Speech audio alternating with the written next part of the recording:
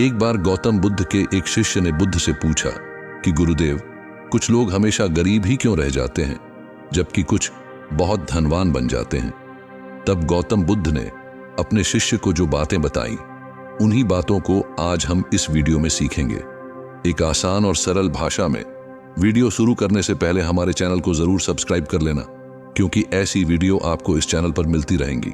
गौतम बुद्ध का कहना है कि मनुष्य का भय उसे कभी सशक्त नहीं बनने देता, जिसके कारण वह दुर्बल होता जाता है और विफलताओं को ही प्राप्त करता है। यह सिद्धांत हर क्षेत्र में मान्य है। बहुत से लोग इसी कारण गरीबी में ही जीवन बिता देते हैं, क्योंकि उनमें विशेष प्रकार के भय बसे होते हैं। जब तक वे इन भयों पर विजय प्राप्त नहीं कर लेते, तब तक वे गरीबी और दुख में ही जीवन यापन करते रहते हैं। आज के इस वीडियो में हम गौतम बुद्ध के विचारों के माध्यम से उन 5 भयों के विषय में चर्चा करेंगे जो मनुष्य को गरीबी में ही बनाए रखते हैं। इन्हें जानने से पहले आप अपनी संवेदनशीलता को जागृत कर लें, ताकि आप इनके बारे में गहराई से समझ पाएं। गौतम बुद्ध के अनुसार असफलता का भय, जिसे हम असफलता का डर भी कहते हैं, वास्तव में एक अत्यंत सामान्य मानवीय अनुभूति है।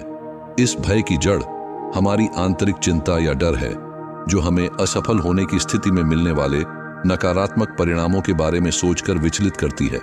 जब हम कोई नया अवसर तलाशते हैं या कुछ नया सीखने का प्रयास करते हैं, तो हमेशा यह संभावना रहती है कि हम उसमें सफल नहीं हो पाएंगे। इस भय के कारण कई लोग तो शुरुआत ही नहीं करते या फिर बहुत जल्दी ही हार मान लेते हैं। असफलता का डर हमारे जीवन पर कई तरह से प्रभाव डाल सकता है, जैसे कि लोग उन अवसरों से दूर भाग सकते हैं जिनमें वे असफल हो सकते हैं, चाहे वे अवसर उनके विकास और सफलता के लिए कितने भी महत्वपूर्ण क्यों न हो।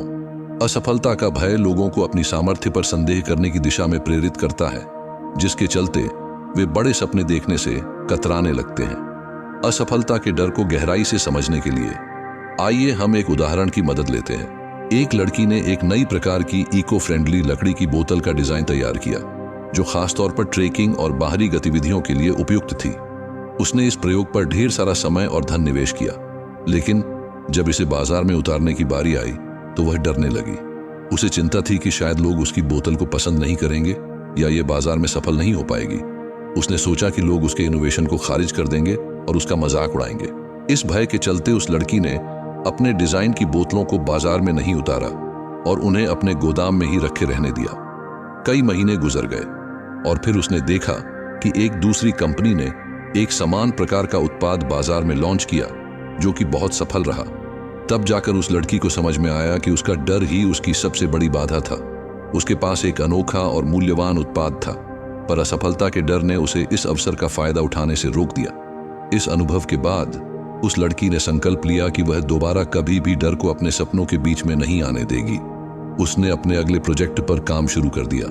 उस लड़की की इस कहानी से हमें यह सीख मिलती है कि असफलता का डर हमें नई संभावनाओं की खोज और उन्हें आजमाने से रोक सकता है और हमारी सफलता के मार्ग में एक बड़ी बाधा बन सकता है। यह भी जरूरी है कि हम अपने डर से सीखें और उसे पार करें।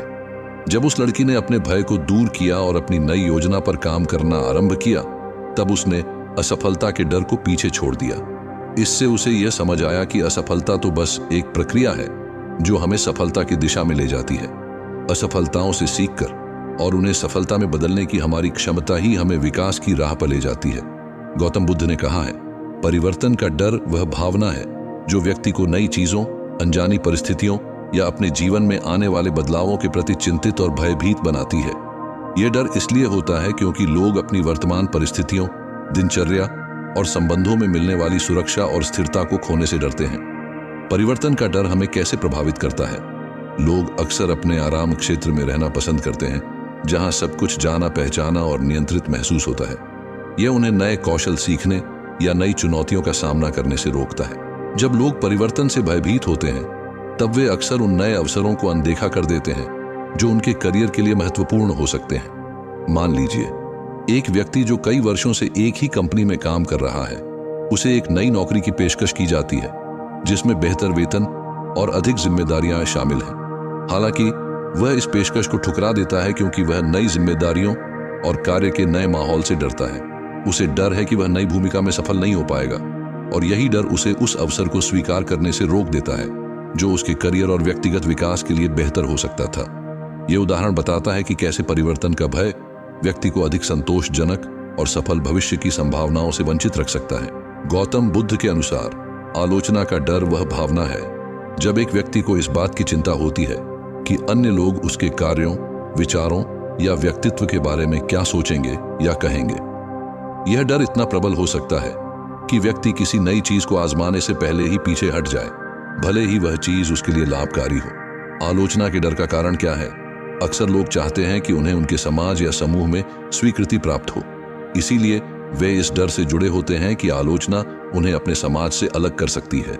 जब व्यक्तियों को लगातार आलोचना का सामना करना पड़ता है तो इससे उनके आत्मसम्मान पर नकारात्मक प्रभाव पड़ सकता है और वे स्वयं को बहुत ही कम आंकने लगते हैं।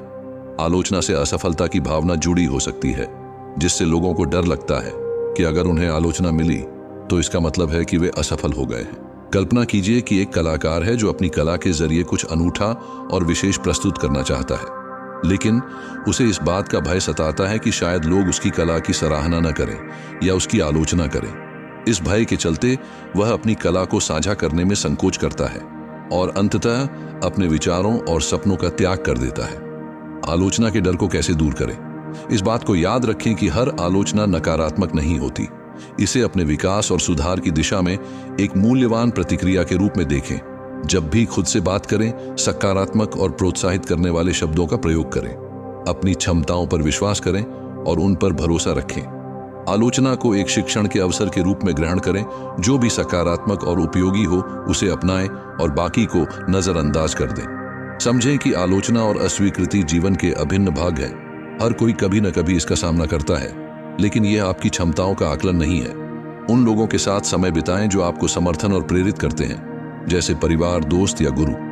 इनका समर्थन आपकी आलोचना के प्रति दृष्टिकोण को बदल सकता है। अक्सर लोगों में वित्तीय हानि का डर उत्पन्न होता है, जो एक चिंता या भय को दर्शाता है।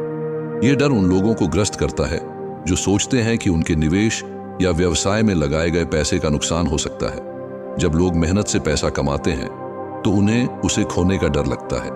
यह डर उन्हें नई चीजों में निवेश करने या व्यावसायिक जोखिम उठाने से रोकता है, जिससे उन्हें बड़े आर्थिक अवसरों का लाभ नहीं होता है। वित्तीय हानि का डर सभी के लिए महत्वपूर्ण होता है, क्योंकि इससे उत्पन्न होती है एक भावना कि वित्तीय सुरक्षा खतरे में है। व्यवसाय और निवेश में हमेशा कुछ हद तक अनिश्चितता होती ही है। कुछ लोग इस अनिश्चितता को सहन करने में सक्षम होते हैं, जबकि दूसरे इससे अधिक डरते हैं। जिन लोगों ने पहले वित्तीय हानि उठाई है, वे भविष्य में फिर से उसी तरह की हानि से बचने के लिए सावधानी बरतते हैं। मान लीजिए एक व्यक्ति है जिसने अपनी नौकरी से अच्छी खासी बचत की है। वह एक नए व्यवसाय में निवेश करने का मौका पाता है, जिसमें अधिक लाभ की संभावना है, लेकिन उसमें कुछ जोखिम भी है। वित्तीय हानि के डर के कारण वह व्यक्ति इस अवसर को लेने से हिचक जाता है। उसे चिंता होती है कि अगर व्यवसाय असफल हो गया तो वह अपनी मेहनत से कमाई गई सारी पूंजी खो देगा। इस डर के कारण वह उस व्यवसाय में निवेश करने का निर्णय नहीं ले पाता, जो शायद उसे भविष्य में अच्छी खासी आमदनी दे सकता था। नतीजतन वह एक बड़े आर्थिक अवसर का लाभ उठाने में असमर्थ रहता है। वित्तीय हानि के डर को कैसे पार करें? सभी निवेश और व्यावसायिक निर्णयों का सावधानी पूर्वक मूल्यांकन करें। जोखिमों और संभावित लाभों को समझें और उसके अनुसार निर्णय लें। एक आपातकालीन फंड जरूर बनाएं, जो आपकी निवेश राशि के खोने पर भी आपकी वित्तीय स्थिरता को बनाए रखे। अपने निवेश को ध्यान से करें ताकि सभी पैसे एक ही जगह न लगे हों। इससे एक निवेश में हानि होने पर भी आपके पोर्टफोलियो पर प्रभाव कम होगा। समझें कि हर निवेश और व्यावसायिक उद्यम एक सीखने का अवसर है। असफलताओं से सीखें और भविष्य के निर्णयों में उसे लागू करें। आज के इस वीडियो में हमने गौतम बुद्ध के विचारों के साथ ऐसे 5 डर के बारे में जाना जो इंसान को गरीब ही बनाए रखते हैं। उम्मीद है आप इन विचारों पर जरूर विचार करेंगे। मिलते हैं अगले वीडियो में, तब तक के लिए नमस्कार।